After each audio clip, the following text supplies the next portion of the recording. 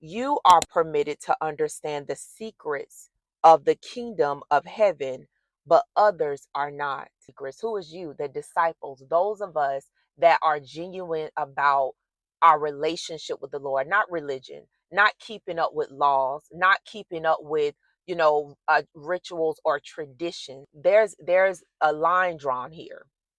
There's a line drawn. And so there are those of them that are in churches all over, and they hear what's being said, but they're not listening, right? And so because they're just hearing, they don't have any understanding, right, of what the word of God is indeed saying or what God is indeed speaking. And the Bible lets us know, therefore, he's speaking to them in parables.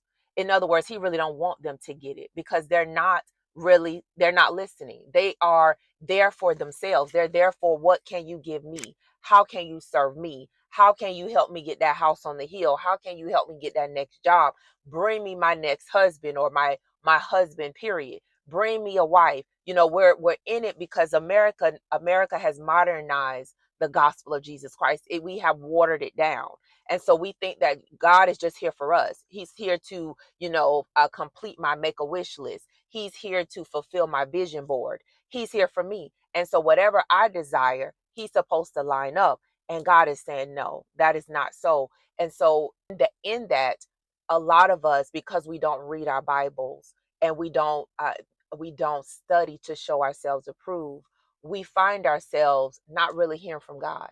We kind of get, we vacillate between, religion and just doing things that are, tradition or rituals, or, just kind of, and some of us have gotten involved into this new age foolishness as well, where they feel as though they don't have any kind of formal organization.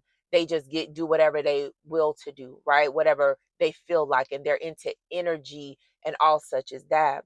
And so God is saying here that I'm just gonna throw you out a bone where you really not gonna even be able to catch hold. But I bet you wouldn't have never known that God will literally let you hear the word of God, but will not allow you to be able to interpret it or break it down and be able to apply it to your life. He'll let you go about it until you become hungry. That's what the Bible lets us know. He says, for them that hunger and thirst after righteousness, you're going to be filled.